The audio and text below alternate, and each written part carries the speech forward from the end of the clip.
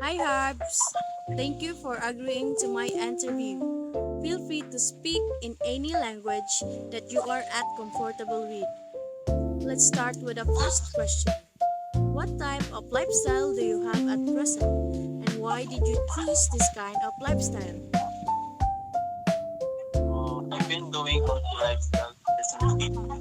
And ang yun naman kada adlaw is home workout, which is calisthenics, then basket, ingot nga na, then ikuhan po, healthy eating ko. Hindi tayo ng balanced diet, then kano kasi makakon, okay pa na or daily. Para That sounds great.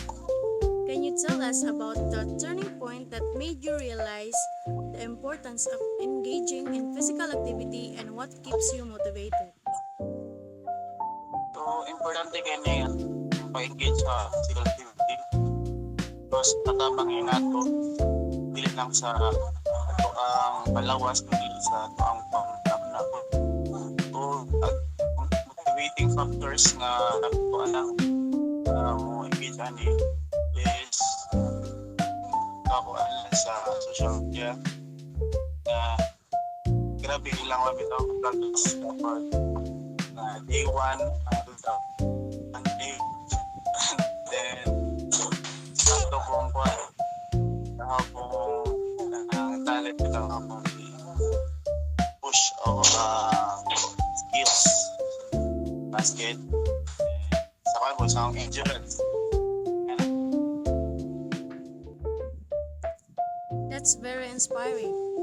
As an exercise enthusiast, what advice would you give to someone with no interest in engaging physical activity?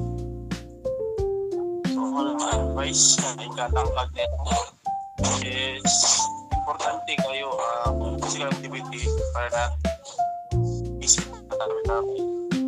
Kung wakan physical activity, kung di ta ma-obese, dali ta mamatay, dali ta kay kung di magtanas kung kinaon, dali na ta mati. Then, po para mas mo sila mas ma-motivate mas ma-agni sila nga nga dili dun sa yun dapat kuani atong self-discipline and thinking outside the box ito ang mukha kasi mga base dito maabot yung mga loss. Thank you so much for sharing your insights, Harbs. Thank you. Reflecting on this interview, I realized how impactful a healthy lifestyle can be. It's inspiring to hear how small changes can lead to significant improvement in our overall well-being. I hope this conversation motivates others to consider incorporating how physical activity into their daily lives. Thank you for watching and remember to stay active and stay healthy.